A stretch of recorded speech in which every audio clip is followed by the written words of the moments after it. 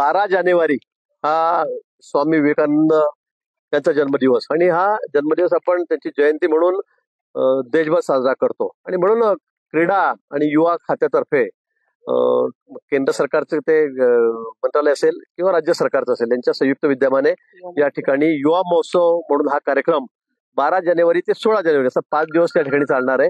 या कार्यक्रमामध्ये जवळपास 7,500 विद्यार्थी आणि सगळे मिळून जवळपास 8,000 लोक या विद्यार्थी आणि त्यांचा स्टाफ असे मिळून अधिकारी मिळून यात सहभागी होतील. 5 दिवस या सर्व विद्यार्थ्यांची राहण्याची व्यवस्था ही नाशिक शहरामध्ये या ठिकाणी केली जाणार आहे आणि वेगवेगळ्या ठिकाणी त्यांचे शेल्टर असतील आणि त्या ठिकाणी त्यांचे कार्यक्रम होतील.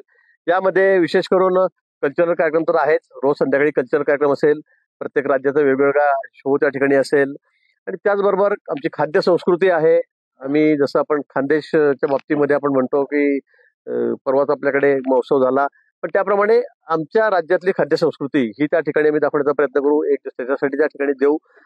त्याचबरोबर विविध राज्यातून जे विद्यार्थी आलेले आहेत मग त्यांचे सुद्धा या ठिकाणी स्टॉल असतील, त्यांचे लोक सुद्धा त्या ठिकाणी येतील आणि एक नाशिककरांना मोठी मेजवानीच म्हणजे प्रत्येक राज्यातले विद्यार्थी या ठिकाणी येतील आणि संपूर्ण देश मिनी इंडिया हा या ठिकाणी असेल.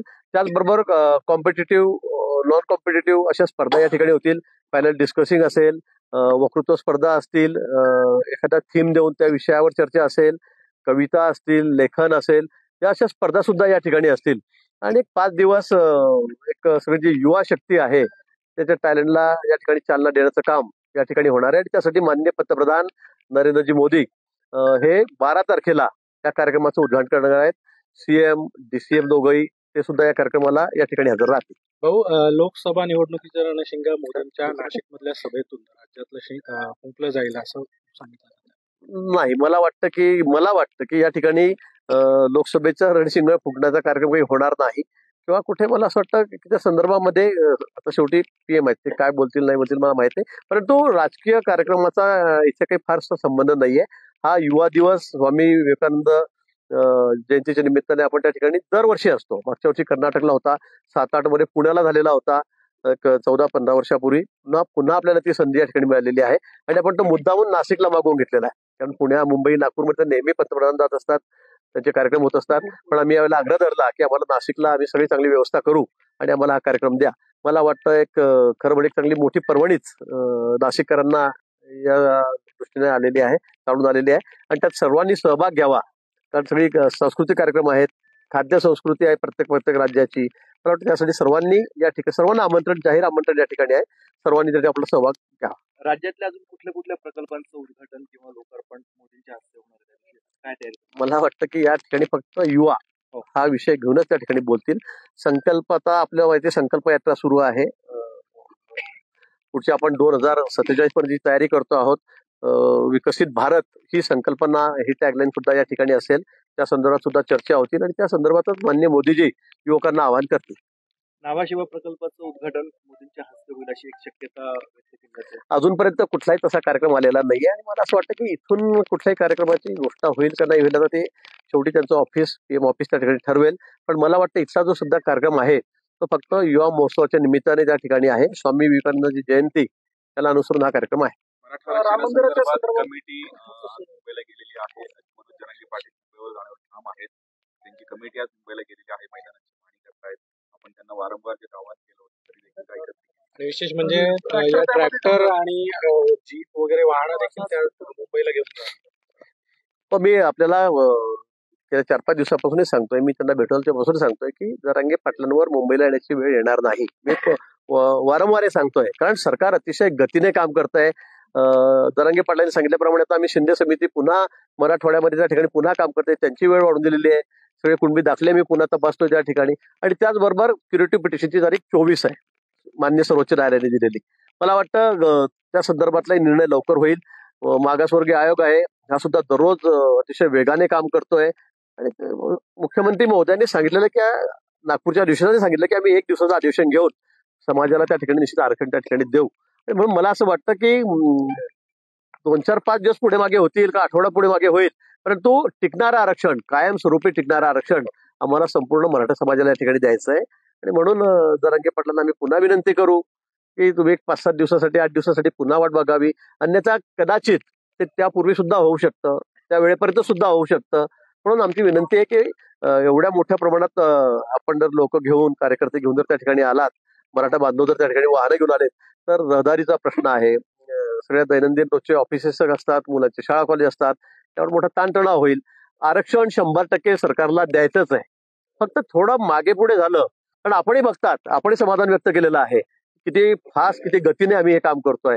आणि म्हणून मला वाटतं की आपण थोडा अजूनही विचार करावा, अशी विनंती आम्ही आज सगळ्यांना बोलताना करणार. जरांगे पाटील म्हणाले आहेत की आम्हाला जर मुंबईला येताना रोखलं तर आम्ही नागपूर आणि मुंबईला फडणवीसांच्या घरी जाऊन बसू. मी सांगतो की तशी वेळ येणारच नाही. मी पुन्हा पुन्हा सांगतोय, जरांगे पाटलांनी एवढा मोठा लढा उभा केलेला आहे. आज त्यांच्या एकट्याच्या नेतृत्वाखाली एवढे सगळे समाज बांधव एकत्र झाले. खरं म्हणजे ही फार मोठी गोष्ट आहे, कारण असं आजपर्यंत कधी झालेलं नाही. पण आज खरं त्यांनाच या गोष्टीचं क्रेडिट आहे. त्यांचंच मोठं म्हणजे आतापर्यंत एवढं मोठं मी सांगेल की जे त्यांनी ज्या पद्धतीने सगळे आंदोलन चालवलंय, सभा घेतायत, लोक गर्दी करतायत, निश्चित त्यांनाच या गोष्टीचं क्रेडिट आहेच. परंतु मला असं वाटतं की आता उगाच त्याला वेगळं वळण लागता कामा नये. माझी जरांगे पाटलांना विनंती आहे, मी भेटून विनंती केलेली होती की आपण आता हे अंतिम टप्प्यात अगदी शेवटच्या टप्प्यामध्ये आहे. कारण एवढी गर्दी मुंबईकडे यायला निघेल त्यावेळेला सगळेच प्रश्न निर्माण होतील. लोकांचे दैनंदिन जीवनाचे रोजचे प्रश्न आहेत, ट्रॅफिकचे प्रश्न आहेत, सगळेच प्रश्न आहेत, रहदारीचे प्रश्न, सगळेच प्रश्न आहेत. त्यामुळे मला असं वाटतं की आपण अजूनही विचार करावा. पण मी पुन्हा सांगेल सरकारच्या वतीने सुद्धा की माननीय मुख्यमंत्री महोदय, उपमुख्यमंत्री महोदयांनी सांगितलेलं आहे की आम्ही आरक्षण देणारच आहोत. फक्त थोडा कालावधी. खरं त्यांनी जरांगे पाटलांचे आभार खरं म्हणजे की त्यांनी आम्हाला वेळ दिलेलाच आहे. 2-3 वेळेला त्यांनी आमच्या विनंतीला मान दिलेला आहे, ऐकून घेतलेला आहे. पण आता तुम्ही बघतात की हा विषय अंतिम टप्प्यामध्ये आहे, शेवटच्या टप्प्यामध्ये आहे. त्यामुळे आरक्षण हे सरकार देणारच आहे. ओबीसी पण आंदोलन, मराठा पाठोपाठ ओबीसी आंदोलन देखील मुंबईमध्ये करणार तशी तयारी सुरू झाली. नाही, मी तेच म्हणतो, कोणी आपसामध्ये भांडण्याचं कारण नाही. माननीय मुख्यमंत्री महोदय, मान्य देवेंद्रजी, मान्य अजितदादा तिघांनी सांगितलेलं आहे, शासनाने सांगितलंय की आम्ही कोणाच्याही ताटातलं काही ओढून घेणार नाही. ओबीसींच्या आरक्षणाला धक्का कुठेही लागू देणार नाही. हे वारंवार सर्व शासनाने सांगितलेलं आहे, मुख्यमंत्र्यांनी सांगितलंय, उपमुख्यमंत्र्यांनी सांगितलेलं आहे. त्यामुळे मला असं वाटतं की उगाच आपसामध्ये न भांडता त्या ठिकाणी ठीक आहे, ज्याचं हक्काचं आहे ते त्याला मिळालं पाहिजे. मागच्या काळामध्ये देवेंद्रजींनी ते दिलं होतं. दुर्दैवाने ते सुप्रीम कोर्टामध्ये ठाकरे सरकार असताना नाकारलं गेलं. पण आता निश्चित सगळ्या बाबी पूर्ण करून, ज्या मागच्या त्रुटी होत्या, त्या क्युरीज काढलेल्या होत्या कोर्टाने, त्या क्युरी पूर्ण करून त्या ठिकाणी आम्ही आरक्षण देणार आहोत. धारावीच्या संदर्भामध्ये ठाकरे गटाने मोर्चा काढला मागच्या आठवड्यात आणि आज शरद पवारांनी अदानींची भेट घेतली. आता मग मला वाटतं ते समजत नाही. मला इकडे तुम्ही मोर्चे काढायचे, तुम्ही सहभागी व्हायचं देशामध्ये, इकडे रात्री अदानींना भेटायचं, म्हणजे तुमचंच काय चाललंय आम्हाला समजत नाही. पवार साहेब वारंवार अदानींना भेटतात, माझे मित्र आहे म्हणतात, कौटुंबिक त्यांचे संबंध आहे सांगतात, आणि रात्री त्यांच्या भेटी घेत आहेत 8-8 दिवसांनी, 15-15 दिवसांनी. मग आता उद्धवजींनी त्यांनी एकमत करावं या बाबतीमध्ये की नेमकं काय आहे, तुमच्या मनामध्ये नेमकं काय आहे. तुम्ही काही वेगळी बोलणी करताय का त्यांच्याशी? मला खरं आश्चर्य वाटतं की एनसीपी पण त्याच्यामध्ये हजर, काँग्रेस सुद्धा त्या मोर्चामध्ये हजर, आणि इकडे रात्री रोज 8-8 दिवसांनी भेटीगाठी घ्यायच्या, आमचे संबंध सांगायचं, कौटुंबिक संबंध सांगायचं. मला वाटतं असं करून तुम्हाला दुधारी सारखं चाललेलं आहे त्यांचं. उद्धव ठाकरेंना राम मंदिराचं निमंत्रण मिळालंय असं कळतंय. राज आणि उद्धव ठाकरे दोघांना मिळालंय का? परंतु नाही, मला त्या संदर्भामध्ये काही माहिती नाही. आम्ही मंत्री आहोत, पण आम्हाला तर कुठलं आमंत्रण नाहीच आहे. त्याच्यामुळे त्यांना मिळालं की नाही हे मला माहित नाही. पण त्यांनी जे ते राजकारण केलं, म्हणजे पत्रिका सुटण्याच्या आधीच त्यांनी जे आम्हाला मिळालं नाही, आम्हाला मिळालं नाही, आम्हाला मिळालं नाही, ते चालवलं होतं. मला वाटतं ते तर फारच रोज उठून आमचे राऊत साहेब तर ते सांगत होते, आम्हाला दिलं नाही, भारतीय जनता पक्षाचा तो वैयक्तिक कार्यक्रम आहे, असं आहे तसं आहे. पण मी त्यावेळेला सांगितलेलं होतं की राष्ट्रीय अध्यक्ष जे मोठ्या पक्षांचे, राष्ट्रीय पक्षांचे, त्यांना सर्वांना आमंत्रण आहे. आता शिवसेना राष्ट्रीय पक्ष ठाकरे गट हा होत नाही, कारण त्यांच्याकडे चिन्ह नाही, त्यांच्याकडे पक्षाचं नाव नाही, त्यांच्याकडे आता आमदार खासदार उरले नाही, 2-4-5 राहिलेले आहेत. त्यामुळे ते त्यांना मला वाटतं अपेक्षित नसेल. पण केंद्र सरकारने दिलं असेल तर त्यांनी विचार करावा जायचं की नाही जायचं. नाशिकला येत आहेत, नाशिकची लोकसभेची जी जागा आहे भाजपकडे मिळावं असे प्रयत्न असणार आहे.